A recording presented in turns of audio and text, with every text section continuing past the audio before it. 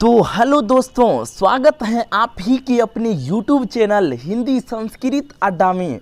दोस्तों, इंतजार की घड़ी हुई समाप्त। पुनः कोरोना वायरस का महामारी बहुत ही खतरनाक पेश होने वाला है। तो मित्र, आइए ऑनलाइन में जुट जाते हैं और क्लास 10th 2022 बोर्ड परीक्षा के लिए आज से हम लोग नित्य प्रतिदिन संस्कृत और हिंदी का अलग अलग वीडियो लेके आएंगे। मित्र, आज का जो नया वीडियो है ये है मंगलम पाठ का, यानी संस्कृत का पहला चैप्टर, यानी संस्कृत का जो पहला चैप्टर है मित्र मंगलम पाठ, इस पाठ का वीडियो लेके आए हैं। मित्र, चलिए शुरुआत करते हैं। कहते हैं प्रथमः पाठ। प्रथमः का अर्थ होता है पहला। क्या अर्थ होता है मित्र? प्रथमः का अर्थ होता है पहला। पाठ का अर्थ होता है पाठ या अध्यय। जैसा कि आप लोग समझ गए होंगे कि प्रथमः पाठ का अर्थ होता है पहला पाठ। चैप्टर का नाम है मंगलम। क्या नाम है मित्र? मंगलम। मंगलम का अर्थ होता है शुभ कार्य या फिर मंगल आचरण। जो हम लोग भारतीय जीवन दर्शन में रह के किसी भी काम को आरंभ करने से पहले, यानी शुरू करने से पहले ईश्वर का गुणगान करते हैं, मंगल आचरण करते हैं, वही संस्कृत में पहला चैप्टर जो है वो है मंगलम पाठ। मंगलम का अर्थ होता है मंगल आचरण।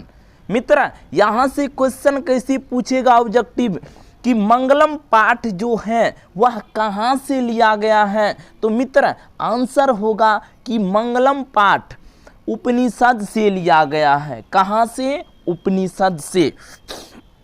चलिए शुरू करते हैं। कहती हैं उपनिषद वैदिक वाङ्मयस्य अंतिमे भागे दर्शन शास्त्रस्य सिद्धांतान प्रकटयन्ति। मित्र, एक एक शब्द का पहले मीनिंग देखेंगे, फिर वाक्य में, फिर ऑब्जेक्टिव, फिर सब्जेक्टिव।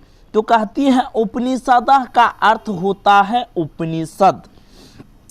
वैदिक वाङ्मयस्य, वैदिक वाङ्मयस्य का अर्थ होता है वैदिक वाङ्मय का। अंतिमे का अर्थ होता है अंतिम। भागे का अर्थ होता है भाग में। दर्शन शास्त्रस्य, यानी दर्शन शास्त्र नामक सिद्धांतान प्रकटयन्ति, यानी पहला लाइन का जो मीनिंग हुआ, कहती हैं उपनिषद का जो अंतिम भाग है वैदिक वाङ्मयस्य, वह दर्शन शास्त्र नामक सिद्धांत को प्रकट करती है। किसको प्रकट करती है मित्र? दर्शन शास्त्र नामक सिद्धांत को प्रकट करती है। इसमें से क्वेश्चन उठा लेता है कि उपनिषद का जो वैदिक वाङ्मयस्य भाग है वह किस सिद्धांत को प्रकट करती है? तो मित्र, आंसर देना है दर्शन शास्त्र नामक सिद्धांत को प्रकट करती है। अगला ऑब्जेक्टिव पूछेगा कि उपनिषद का जो अंतिम भाग है उसका क्या नाम है? तो वैदिक वाङ्मयस्य। अगला क्वेश्चन आ सकता है ऑब्जेक्टिव जो पूछता है और पूछेगा 2022 में कि मंगलम पाठ कहाँ से लिया गया है? तो उपनिषद से। कुछ अलग क्वेश्चन आ जाता है कि उपनिषदों की कुल संख्या कितना होता है? तो मित्र, आंसर देना है 108। कितना? 108। वही पूछ ले कि मंगलम पाठ में उपनिषद कितना होता है? तो मंगलम पाठ में उपनिषद है टोटल 4। अगला ऑब्जेक्टिव पूछ लेगा कि मंगलम पाठ में कितने मंत्र हैं? तो मंत्र बताना है 5। या फिर श्लोक पूछ ले तो श्लोक बताना है 5। क्लियर है? इस प्रकार से 4-5 ऑब्जेक्टिव जो बिहार बोर्ड 2022 में संस्कृत के पेपर में आएगा। मित्र, आइए अगला देखते हैं, आगे बढ़ते हैं। तो कहते हैं कि सर्वत्र, सर्वत्र का अर्थ होता है सभी जगह। सर्वत्र का अर्थ सभी जगह। परम पुरुषस्य, यानी परम पुरुष जो परमात्मा को मानने वाला पुरुष है। कहते हैं परमात्मन महिमा प्रधानतया गीयते। कहते हैं कि सभी जगह आज परमात्मा को जो मानने वाली पुरुष है मित्र, वो भगवान की, ईश्वर की महिमा का गुणगान करती रहती हैं। जैसे हम लोग कीर्तन भजन करते हैं, भक्ति भजन करते हैं, उसी प्रकार आज इस संपूर्ण पृथ्वी पर, आज संपूर्ण भारतवर्ष में सभी परमात्मा को जो मानने वाला पुरुष है वो भगवान ईश्वर की क्या करते हैं, गुणगान करते रहते हैं, उसकी वंदना करते रहते हैं।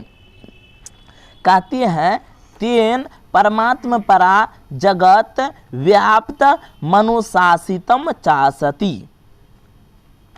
क्लियर है मित्र? तो क्या बताएं कि तेन परमात्म परा जगत व्याप्त मनुशासितम चासति, जिससे कहा जाता है कि मनुष्य के जीवन का हर एक मनोकामनाएं पूरी करती है। जैसा कि आप लोग जानते हैं कि हमारे इस अभी भारत भूमि पर कहा जाता है कि जो व्यक्ति ईश्वर का गुणगान करता है उनकी मनोकामनाएं पूरी होती है। क्लियर है मित्र?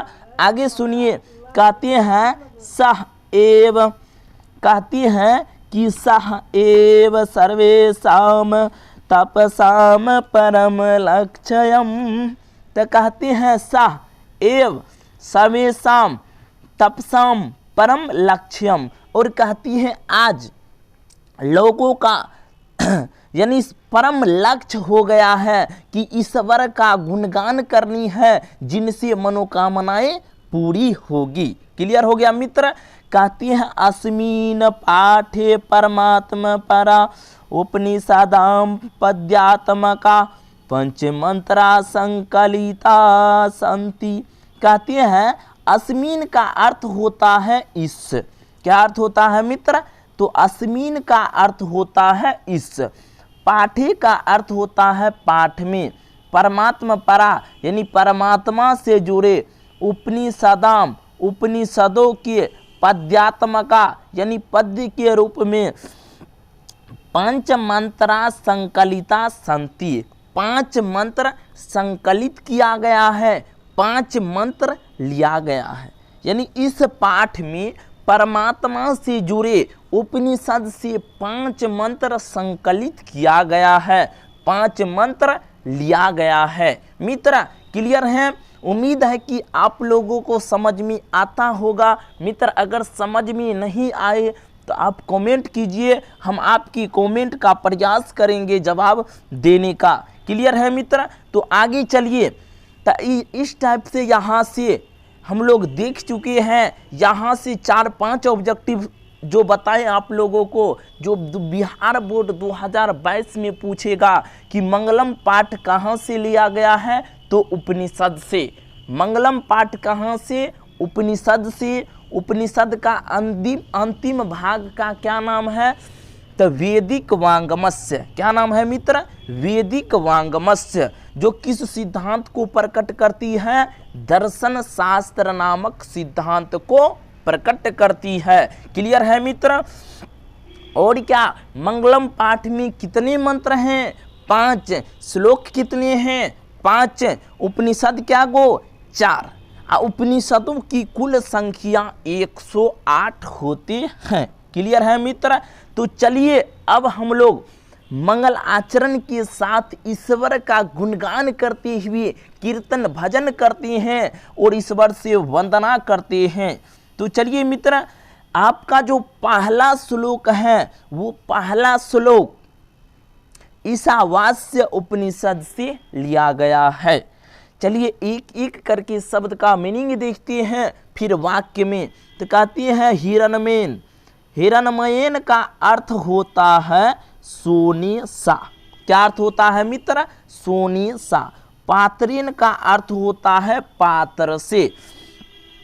सत्यस्य प्लस अपीहितम। सत्यस्य का अर्थ होता है सत्य का, अपीहितम का अर्थ होता है ढका हुआ है, मुखम का अर्थ होता है मुख। यानी हिरणमेन का अर्थ क्या बताएं? सोने सा या स्वर्ण रूपी। पात्रीन का अर्थ होता है पात्र से। सत्यस्य का अर्थ हुआ सत्य का, अपिहितम का अर्थ ढका हुआ, मुखम का अर्थ मुख। मित्र पहला लाइन यहाँ से यहाँ तक का मीनिंग समझिए, फिर आगे देखेंगे। तो क्या बोले, ईश्वर से गुणगान करती हैं कि हे ईश्वर, सत्य का मुख द्वार स्वर्ण रूपी आवरण से ढका हुआ है। सत्य का मुख द्वार स्वर्ण रूपी आवरण से ढका हुआ है। कहते हैं तत्वम पुष्ण अपाविरनु सत्य धर्म आदिरिष्टये। अतः आप इस स्वर्ण रूपी आवरण को हटा दीजिए ताकि मैं सत्य और धर्म को देख सकूं, पा सकूं। मित्र पहला श्लोक का मीनिंग यही हुआ कि हिरण्मेन पात्रेण सत्यस्य अपिहितं मुखम तत्वं पुष्ण अपाविरनु सत्य धर्माय दृष्टये। यानी ही पुषम ही ईश्वर, सत्य का मुख द्वार जो है वह स्वर्ण रूपी आवरण से ढका हुआ है। आप इस स्वर्ण रूपी आवरण को हटा दे ताकि मैं सत्य और धर्म को देख सकूं, पा सकूं। क्लियर है मित्र? तो उम्मीद है कि आप लोगों को पहला श्लोक समझ में आ गया होगा। तो मित्र पहला श्लोक से जो ऑब्जेक्टिव प्रश्न आते हैं उनकी चर्चा करते हैं। मित्र क्वेश्चन पूछेगा कि सत्य का मुख किससे ढका हुआ है, तो आंसर मार लगाना है। ठीक मित्र, आंसर स्वर्ण रूपी आवरण से या हिरण्मेन पात्रेण। ठीक ना, क्लियर है? कहते हैं आगे चलिए, दूसरा श्लोक पर जब जाती है मित्र तो कहते हैं दूसरा श्लोक है अनोह अन्यान महतो मह्यान आत्मास्य जंतो निहितो गुहायाम तम अक्रतु पश्यति वित शोको धातु प्रसादान महिमात्मन। देखो अनोह अपलस अन्यान, अनोह का अर्थ होता है छोटा से, अनोह का अर्थ छोटा से या सूक्ष्म से, अन्यान का अर्थ होता है छोटा। कहती हैं कि छोटा से भी छोटा, छोटा से भी छोटा। महतो का अर्थ होता है महान या बड़ा से, महियान का अर्थ होता है बड़ा, यानी छोटा से भी छोटा तथा बड़ा से भी बड़ा। कहती है आत्मा से, आत्मा है जो जंतु निहितो, जंतु में निहित है, गुहायाम हृदय रूपी गुफा में। मित्र दो लाइन का मीनिंग समझिए कि अनोह अन्यान का मतलब हुआ छोटा से भी छोटा, महतो महियान का मतलब हुआ बड़ा से भी बड़ा। आत्मा से यानी आत्मा है जो जंतु निहितो, जंतु के हृदय रूपी गुफा में स्थित है। कहते हैं तम अक्रतु पश्यति वित शोको। कहते हैं जिसे देख पाता है, पश्यति मतलब देखना, वित शोको मतलब शोक रहित व्यक्ति। कहते हैं कि जिसे कोई शोक रहित व्यक्ति ही धातु प्रसादान महिमात्मन, उस परमात्मा की कृपा होने पर देख पाता है। तो दूसरे श्लोक के माध्यम से बताया गया कि आत्मा जो है छोटा से भी छोटा एवं बड़ा से भी बड़ा है, जो कि जंतु के प्राणी के हृदय रूपी गुफा में स्थित है, जिसे कोई शोक रहित व्यक्ति ही परमात्मा की कृपा होने पर देख पाता है। क्या कर पाता है मित्र? परमात्मा की कृपा होने पर देख पाता है। यहाँ से ऑब्जेक्टिव कैसे पूछेगा कि छोटा से भी छोटा कौन है, तो मित्र आंसर लगाना है आत्मा। दूसरा पूछेगा कि आत्मा कहाँ स्थित होता है, तो जंतु के हृदय रूपी गुफा में। तीसरा क्वेश्चन ऑब्जेक्टिव पूछेगा, यही आएगा बिहार बोर्ड 2022 में कि महान से भी महान कौन है? आत्मा है मित्र। कौन है? आत्मा है। कहती आत्मा को कौन देख पाता है? शोक रहित व्यक्ति। तो चलिए आगे चलते हैं। कहते हैं इससे 2 नंबर का लघु उत्तरीय प्रश्न भी एक पूछ लिया जाता है कि आत्मा के बारे में बताइए या आत्मा के स्वरूप पर प्रकाश डालिए।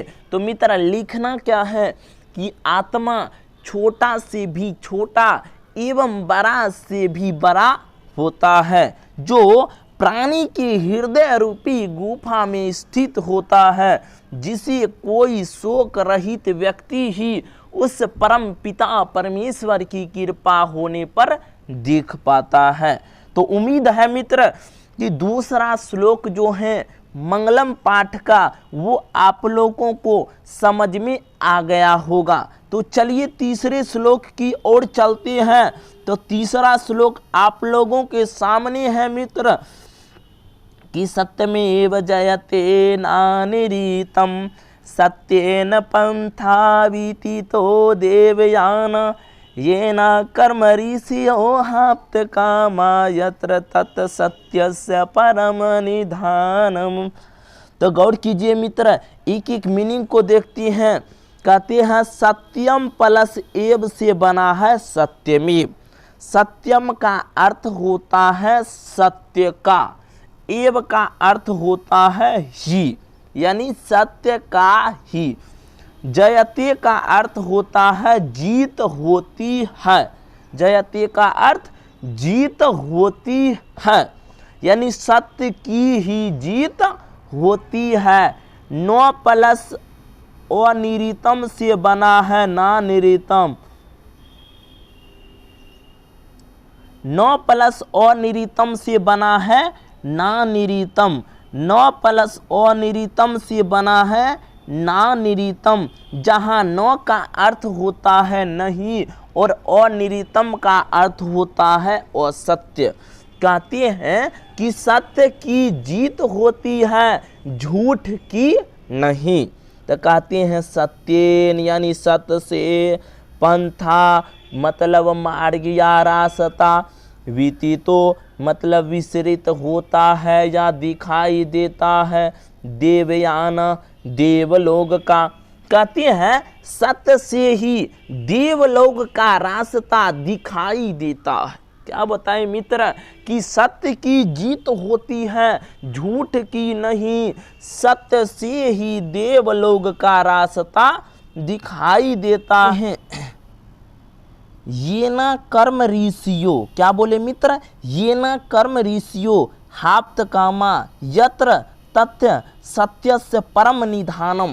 कहते हैं ये ना कर्म ऋषियो, जिसे कोई ऋषि ही विद्वान लोग ही उस प्रभु की कृपा से देख पाता है। क्या कर पाता है? देख पाता है, अपना पाता है, उस राहों पर चल पाता है। क्या कर पाता है? देख पाता है, राह देख पाता है, चल पाता है, उस राहों को अपना पाता है। तो उम्मीद है कि मित्र आप लोगों को ये तीसरा श्लोक भी समझ में आ गया होगा। तो तीसरा श्लोक से ऑब्जेक्टिव प्रश्न जो है वह कैसे पूछा जाता है, तो किसकी जीत होती है? तो आंसर लगाना है सत्य की।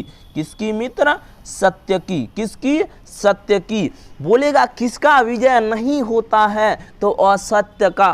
पूछेगा देवलोक का रास्ता किससे दिखाई देता है, प्रशस्त होता है, तो आंसर लगाना होगा कि सत्य से। किससे? सत्य से। जिसे कौन देख पाता है? शोक रहित व्यक्ति। कौन व्यक्ति? शोक रहित व्यक्ति। मित्र उम्मीद है कि आप लोगों को तीसरा श्लोक भी समझ में आ गया होगा। तो आइए अब चौथा श्लोक पे चलते हैं। तो चौथा श्लोक आप लोगों के सामने है मित्र। चौथा श्लोक आप लोगों के सामने मोबाइल की स्क्रीन पे है, गौर कीजिए। चौथा श्लोक कहते हैं यथा नद्या स्यांद्रमाना समुद्रे।